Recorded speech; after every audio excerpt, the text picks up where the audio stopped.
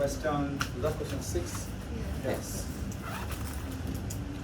It says, let f be a function with domain R. It's the same as saying let f be a real valued function.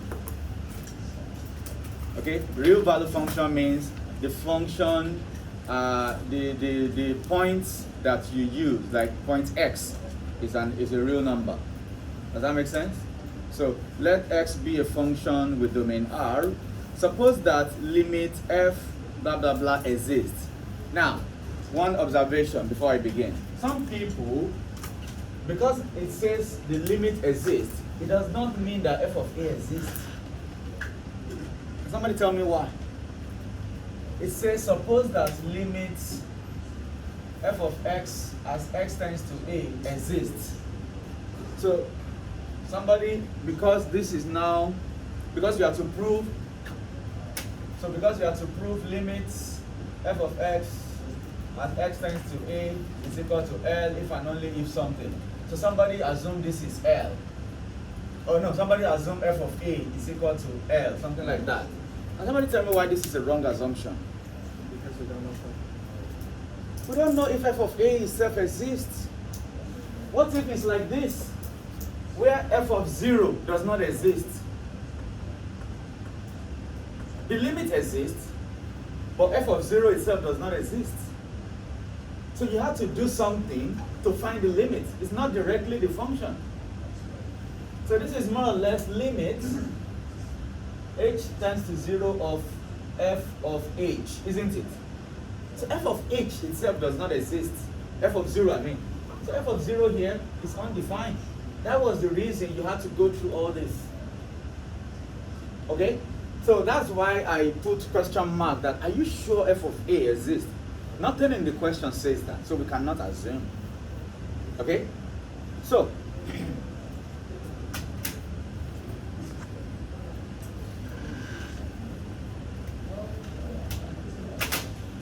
the first way that we're going to do this morning is using the biconditional proof. So we want to prove that, I'm not writing topsy.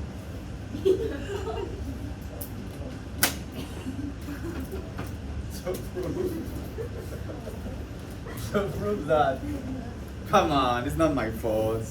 Okay.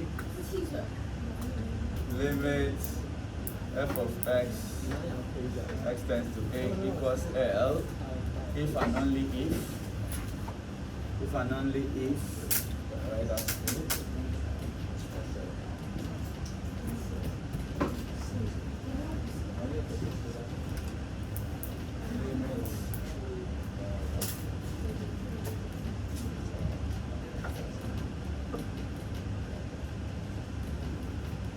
that's the question, right? Good. So please, I want your attention so you can maybe learn one or two things from what I'm going to be using. So, the first approach, you can use the biconditional proof that we did. Remember that? Okay, so we can use that. And you can start from any side and choose anyone. Lillian, did you start from here or you start from here? From this one. Okay. So, let's go with that. So, limit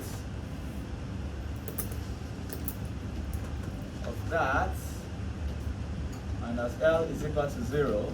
No, I think you started from here. Check your paper.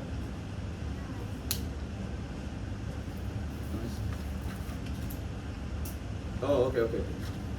It says this will be 0 if and only if, look, so if and only if, open this bracket. Remember, by the second, was it the second property or the third one?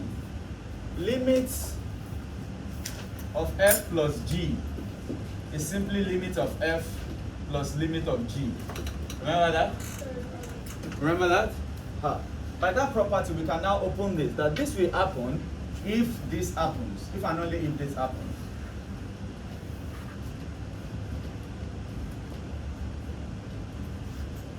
So it's like opening the bracket. Oh, if this makes sense, then this makes sense. If this makes sense, then this makes sense. It's a biconditional stuff. Then this also happens if and only if limits of f of x, no, this is equal to 0 as x tends to a. Now, This is a constant. Limit of a constant is a constant. That's one of the questions. I even forgot to mention that first. Number 5. Was it number 5? Yeah. Number 3. Okay. Oh, number 2. So because L is a constant, this is simply L. Okay. And this happens if and only if limit of f of x is equal to L. So you have successfully done it. So this will be equal to 0 if and only if when you open this bracket is equal to 0. That happens if and only if when you have this is equal to 0 because this is a constant. Oh, this happens if and only if this happens. So definitely this happens if and only if this happens. You can decide to start from this also. By just, if this is a constant, you can say the limit of that constant as this. Let's try that. The same thing, but starting from here. Limits of f of x will be equal to L as x tends to a if and only if limits x tends to a, f of x is equal to limit of L x tends to a. Yes? This makes sense if and only if this makes sense. Agree? Understand? So just the reverse. And this will make sense if and only if what? F of x minus that is equal to 0. Can you see? If they are equal, then you can say their difference is 0. And this will make sense if and only if you can factorize by reverse of this property. F of x minus L, everything in bracket, is equal to 0. Can you see? Which is the other one. So you can, these are very easy ways, but Karen tried to do it another way, which also makes sense.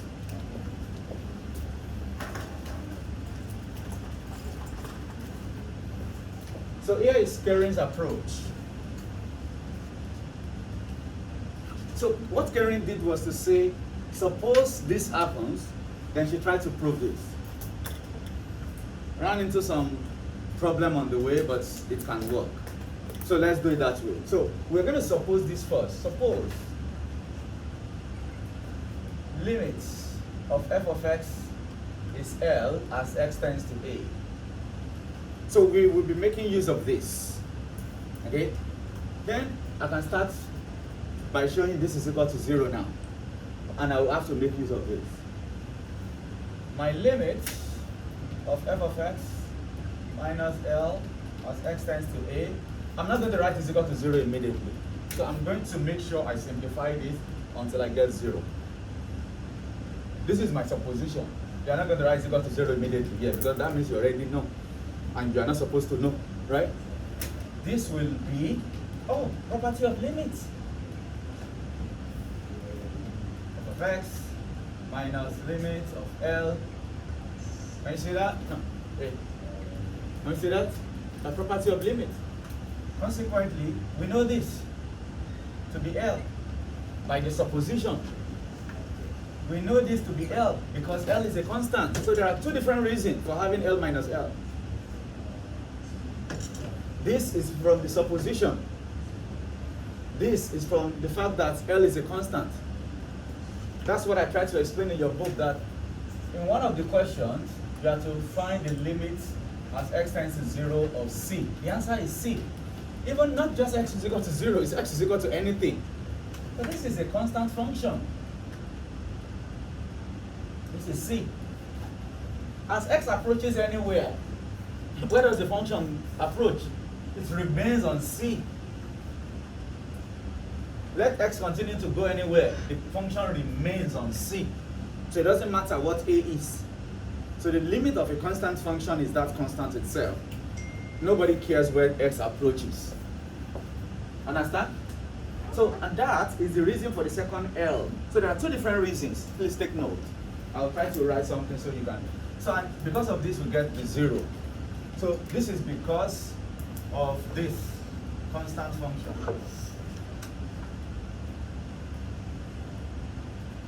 Okay? And the other one is because of the supposition. This one, because of the supposition. So there are two different reasons for having the L's there. So now that we have this, what do we normally do? That's why I was so impressed with your work, Karen. Did you write conversely? Conversely means, okay, now we have done one direction. Okay, now conversely, that means I want to go back. Conversely, but what you fail to write is your supposition. Okay, that's how a standard proof is done. Conversely, suppose this is what I know. Suppose this is equal to 0. Okay? This time around, you are not going to start with this because there's nothing to simplify on the left.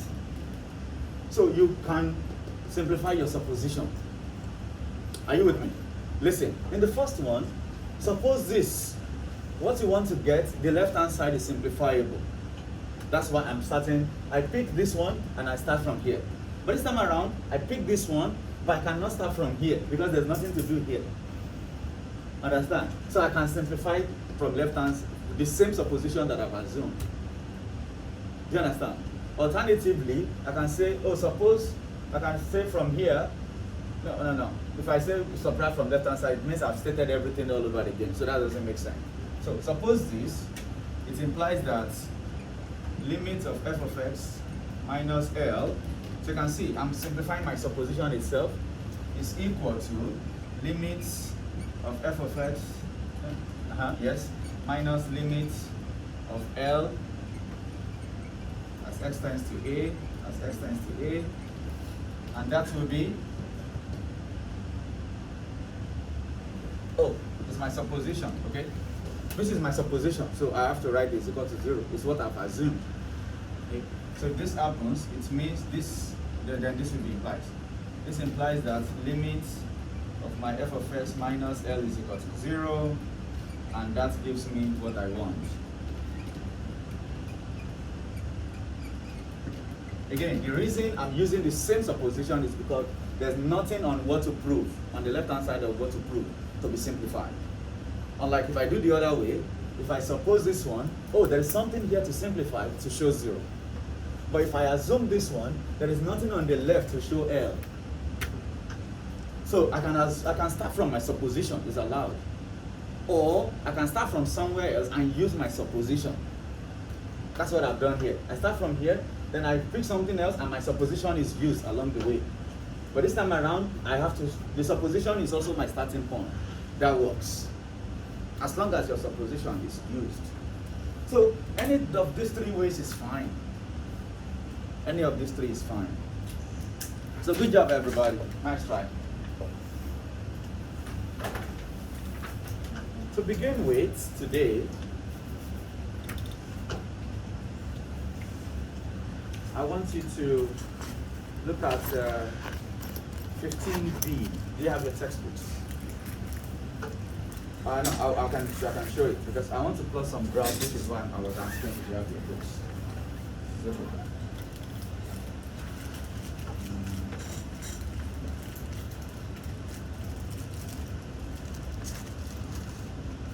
I want page 405. 405. Because I want to do something on the piecewise functions. There are some functions we call piecewise functions. So we're going to, like this question 5. Look, question like question 5 is called a piecewise function. I'm going to write the formal definition on the board. A piece, look at the word piece, like pieces. Okay? So it comes in different pieces and you combine it together. So functions that are defined, in bits, like sub-functions, makes it up. We call it a piecewise function. Like number 5, for example. F of x is made up of 3 different functions with 3 different conditions. So we call such a function a piecewise function. And their graphs always look funny. So I'm trying to plot on either GeoGebra or decimal. I'm trying to find. Look at this one. For a constant or even a linear function is easy. Okay? Or even that number 5, we could plot it. So let's try. Let's try to see what that looks like. Because I want you to work on some limits before I move to something else.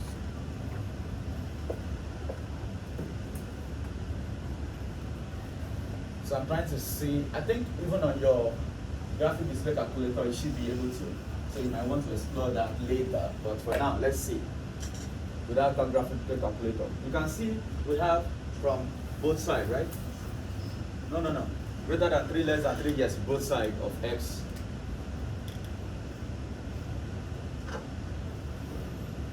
So my 3 is somewhere here. So 1, 2, 3, something like this. Now, when x is greater than 3, the function is x squared. So 3 squared, for example, is 9. When x is equal to 3, the function is 5. 5. Where's my blue?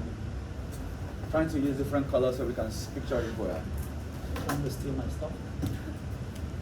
So let's say this is 5 and this is 10. So when x is 3, the function is 5. So this place will be like a dot shaded. When x is less than 3, the function is 3x. So 3x means the gradient of that line is 3, right? And the intercept is 0. Are you with me? The gradient of the line is 3 and the intercept is 0. Do you agree? The moment x is greater than 3, you get x squared. That is. No. It's the other way. It's the other way. Greater than. Yes, I'm right. Daniel. Yes. But no, 3x doesn't go to 5 at 3. When x is equal to 3, it goes to 9. Oh, true. Oh, and then you draw the empty. Hold on. I get what it means. When for 3x we have what? At 3, that's 9. Okay, so it should be here. Did you see what it's saying? Okay, look at this one. When x is less than 3, we have 3x. So up to maybe 2.9.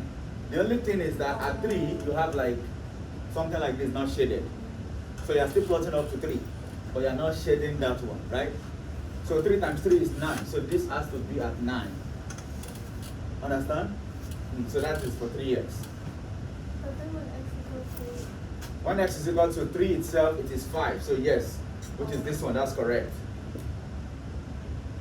And it will be shaded. Okay? Now when x is greater than 3, it is what? X squared. So greater than 3, x squared. So the graph of x squared will only be shown as x greater than 3 forward. All those less than 3, none of your business. So for example, 3 squared is what? 9. So it's going to start from here. Right? 4 squared is what? 16. So it's like 9, 16. So basically it's going to go like that. A curve. And this one is still part of the graph. Funny. Piecewise functions are always funny. I'll give you another one. Let's say we have a function, maybe between f of x, x is equal to 3. No. X plus x, it could be 5. When x is greater than 2, maybe x minus 1. When x is less than or equal to 2, so something like this. So in this case, you are dealing with 2. It doesn't have to be like a particular number. I'm just speaking something to explain the idea, okay? Now, when x is greater than 2, it is 5. Greater than 2 means 2 is not included. That's 5. Can you see that? From 2 below, it is x minus 1. So the gradient is 1 and the intercept is negative 1.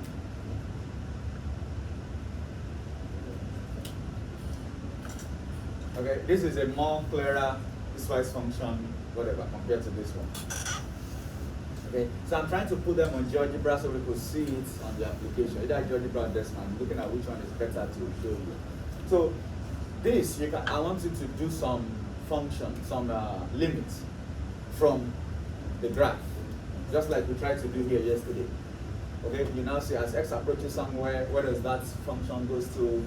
You will be able to see the limit exists at that point. Do you understand what I mean? That's what we're going to do first, in the first period of this morning. All right, so quickly copy that. Then I want you to, I wrote some questions yesterday. Did you have time to do it? I didn't do 12. You didn't do 12. You didn't finish. It's okay not to finish. So let's see which one I asked you to do and which one you were able to do. That's what I want us to spend some time to do first this morning.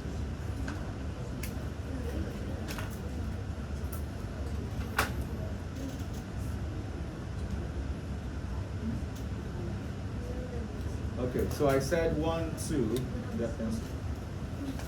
Let's see the pencils. I asked you to do 1, 2, 3, 4, 6, 12. 12 is interesting. Okay. So, if you have done 1, raise your hand. Okay. What about 2? Nice. 3? 3 is easy. It's just like the previous question. Substitute. You don't have to do two-sided. What about 4? That 4 I want to really see. Please put your hand down. Okay, wait. 4. How about 6? 6. Okay, you don't have time. It's okay. But you did up to 4. Okay, so we can start looking at it together from 6. So 6 and 12. Nice. Impressive. Well done. Now 6. Does the limits of root x exist? What is your answer? No. Why is that? You can't have from below. 0 from below is a negative number, right? That does not exist, at least on R, in domain R. Maybe in domain C, yes, but not in domain R. Okay? So that is the reason. So once you can give that counter reason, you can conclude. So just write that, although limits of, or you can just say, you don't need to say although the other one exists. Since limits of root x as x tends to 0 from below does not exist, therefore that limit does not exist. It's as simple as that. Crystal. So that's the only thing. So I will really want to check that. Question 12. Who has done 12? Okay. Did you try 12? Okay, let's look at 12 together. Find f of 0. I think f of 0 is easy. Did you get 0? Because if you substitute in any of them, you're going to end up getting 0 squared, even though your denominator gives you 1, 1, 1. So f of 0 is going to be 0, right? The next thing is explain why for any number not 0, f of x is an infinite geometric series. Why is that? Why is it an infinite geometric series?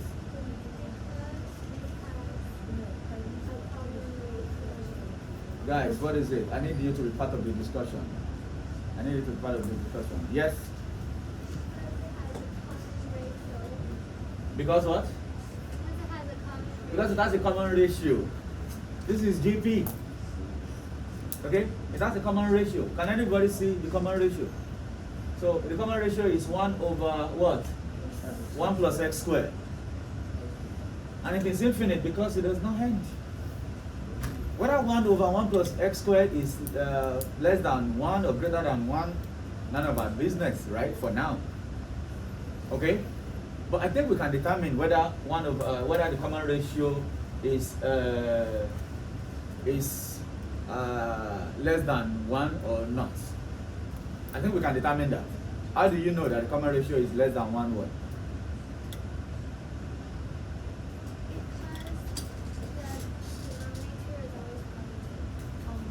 Denominator is always positive. How do you know that? Oh yeah, 1 over 1 plus x squared, yes. That's always going to be positive. You have 1 plus x squared. No matter what x is, positive or negative, decimal 0 point something, is going to add to that 1. Which means your denominator will become bigger. And only 1 is at the numerator. Definitely you will always have a proper fraction, sort of. So that means your absolute value of R is indeed less than 1. And in this case, in fact, it is actually a positive common ratio. Then that is why it makes sense to talk about the sum to infinity.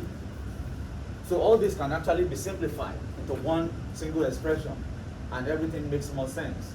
So let's try to do that.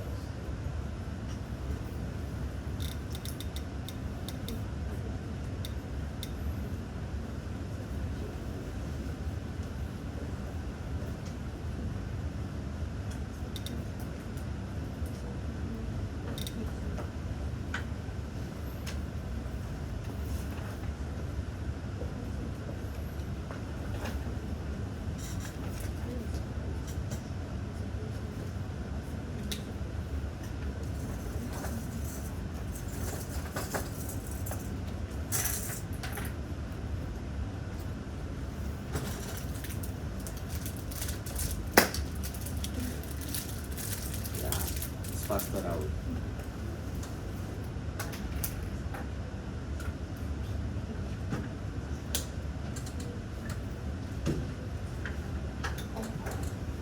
Okay. We have f of x. Sum from n equals to 1 to infinity.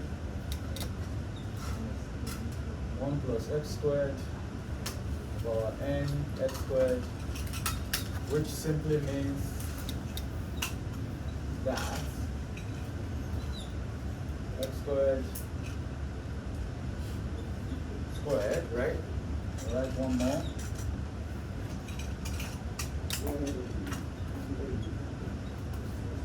Okay.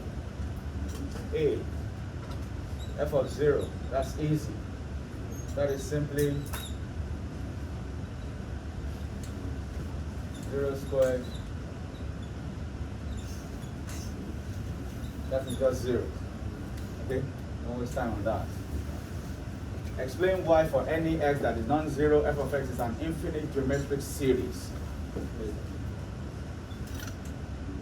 Since common ratio is, okay, since f of x has a common ratio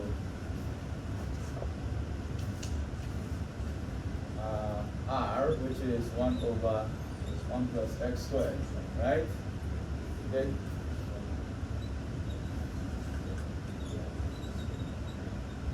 Okay. And no last term, of course. Okay, there's no last term. That's why it is infinite.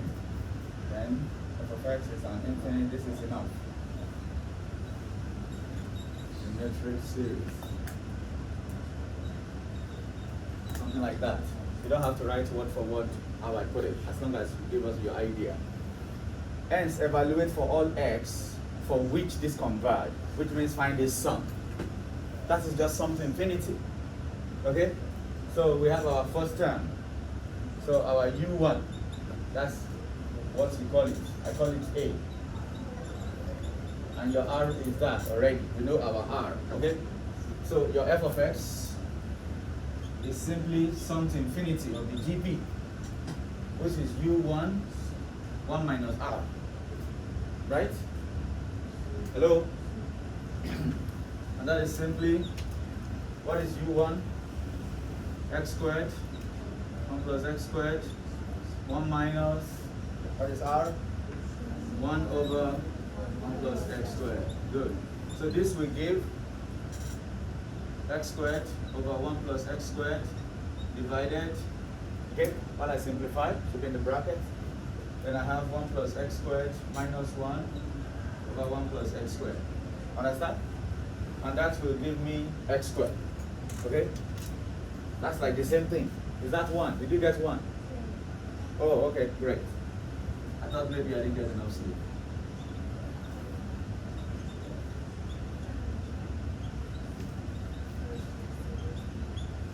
So yes, this is 1. Okay? D. Find the limit of f of x as x tends to 0. So Lillian, what did you get for that? If f of x is 1, then the limit is 1. The constant function. Right? The constant function. So limit of f of x tends to 0 of that is limit of x tends to 0 of 1, and that is just 1. It's a constant function. Okay? So what does the graph look like? Just a straight line. Okay? Just a straight line. So this is C. So that's the f of x.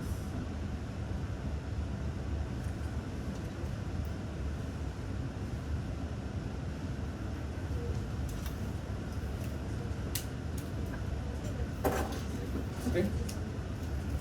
So I wanted to see how you did that. You have only one? Oh, no one. You have one. Check. I just use mine. I'm saying it, I don't like writing. From secondary school days, I don't like writing in ink on my book. Because I believe someone is going to use, like my big brother is going to use this. I don't want to mess it up. It's like an OCD thing. I like coloring. Oh no. For my notebook, Like yes. those pictures of But textbooks, people. no. So you give this person makeup.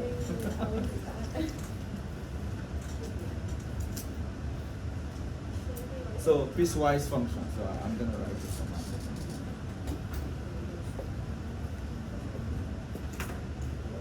Everything okay?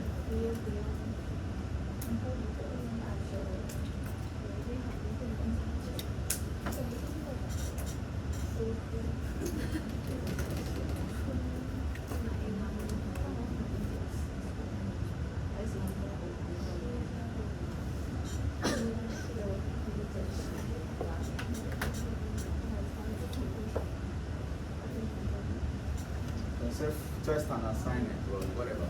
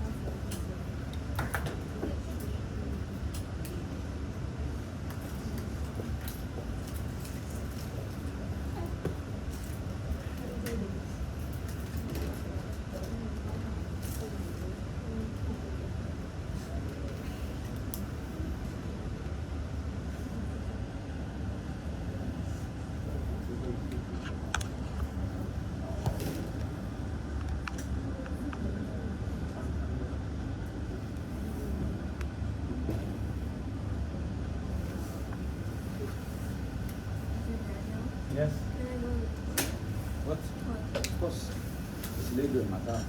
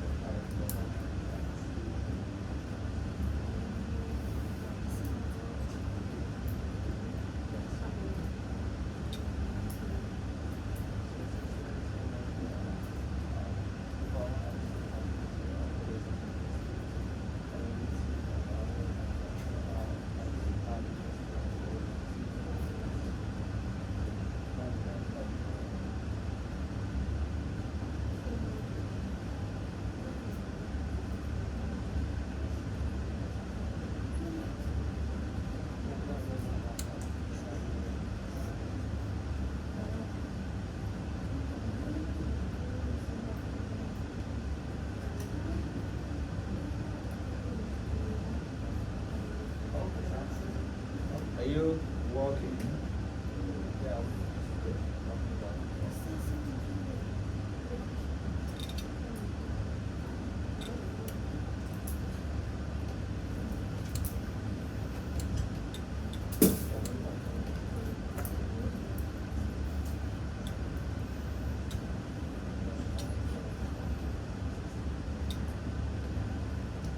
So these are piecewise functions.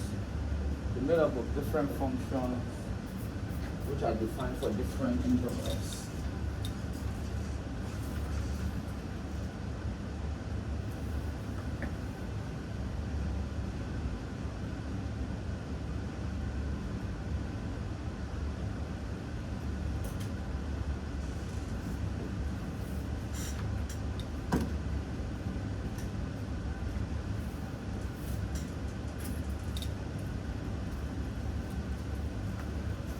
So I want you to attempt question 5.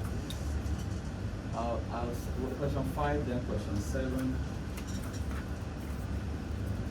You will need to use technology for the sketch. So if you are good with your calculator, try it. I think you should be able to plot piecewise function on your calculator. Has anyone tried that before? Let's try. Because you can't use decimals on the stuff, right? Can you try? Put this piecewise on N8. We can check. I haven't tried before, but we can check. Did you see anything like this one?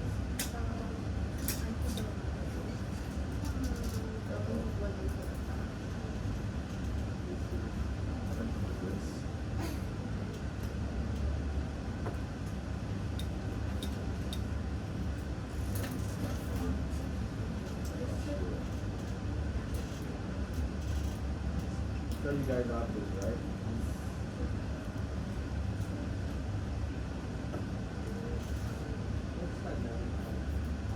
What's what? Nothing we're doing, so there's parametric, there's logarithmic, maybe there's no piecewise there. You have to do area. That's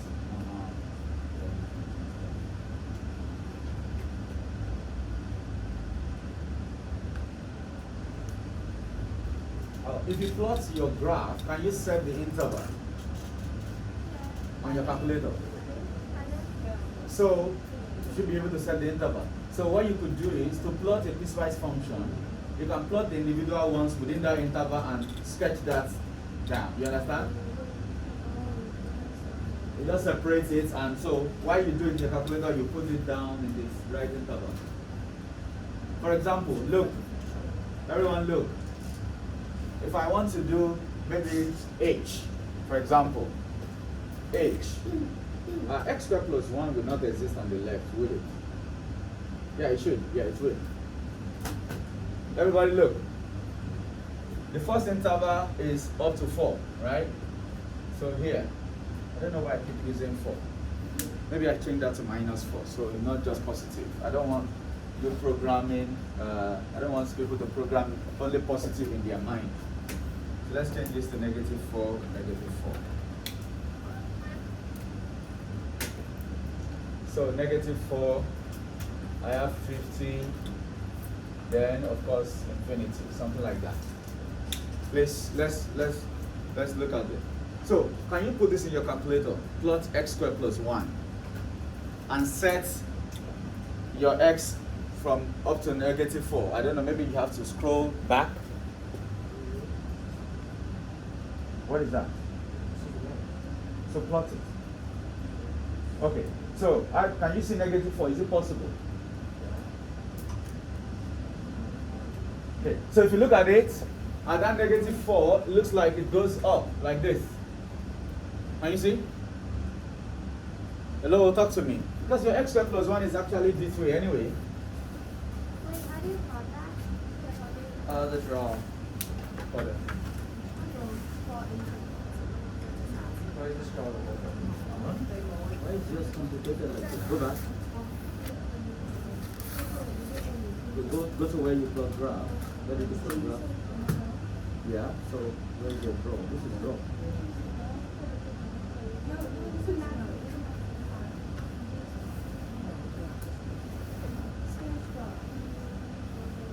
Minimum maximum should be -4. Inverse. X maximum is -4. Yeah. So minimum should be, you can set minimum for -100. But we don't need that anyway. Maximum -4. So plot, let's plot.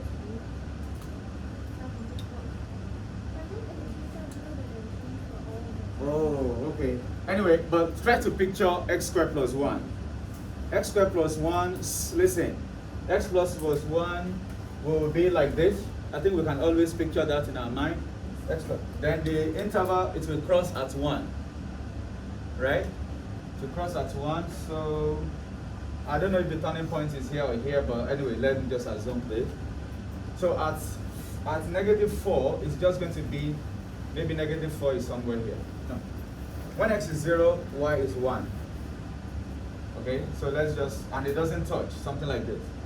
So my negative 4 will just be, this part. So that's why I drew this.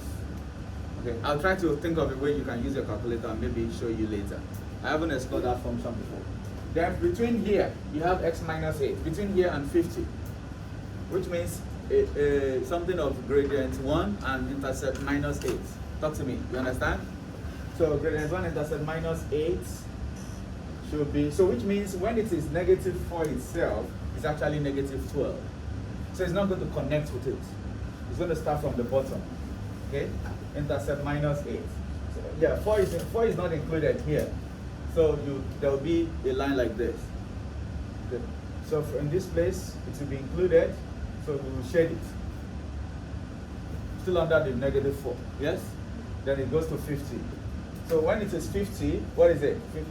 42. So let's assume this is 42. It's an assumption. Something like that. And from 50 and above, 7.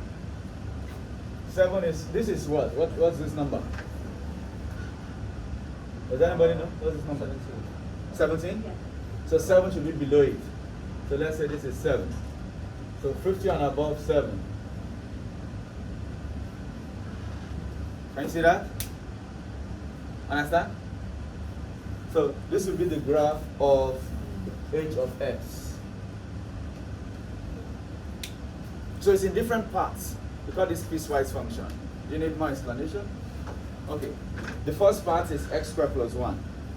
This is the graph of x squared plus 1. So, but this the only part we need for x squared plus 1 is from minus 4. So we don't need all this. Only this part is needed. So that's why. So it's a curve, not a line. Okay? Don't mind the way I put it. So it's a curve. It's like maybe something like this. It's a curve, not a line. Then for this one, it is x minus 8. So I start from the minimum and maximum because it's going to be a straight line, right? So at the extreme, I get minus 12. So this is like minus 12. Okay? The maximum will be 42. So this is like 42. But the 42 is not included because 50 is open at 50. It's closed here. The last part of the piecewise function, anything above 50, from 50 and above is 7.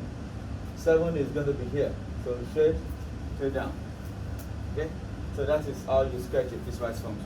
So it's possible there might be a question like, what is the limit of this function as x tends to maybe x tends to 2, for example. Then you start looking at it from both sides. Remember, when it's coming here, it's going to disappear and start from here again. Just like our inverse function, reciprocal function yesterday. So it's going to be jumping from one upper part of y and negative or lower part of y, or different interval. Hello, are you getting what I'm saying? Some of you are not listening. She's probably just looking busy. She's writing every time. So I hope everybody is getting what I'm saying anyway. Understand? Because I want you to work on limits using piecewise function. That is why I'm explaining this. And hopefully those that are not listening will not ask me unnecessary questions. So let's do question 5, everyone. Your first task will be to sketch the graph. You can use your computer to plot on decimals and just focus on that part, or at least for the class activity. Okay? You can use your iPad for it. Or you can stop it and send the other whatever later. Do you want to use it to plot? Yeah. Okay. I'm not recording now anyway, so like I'm not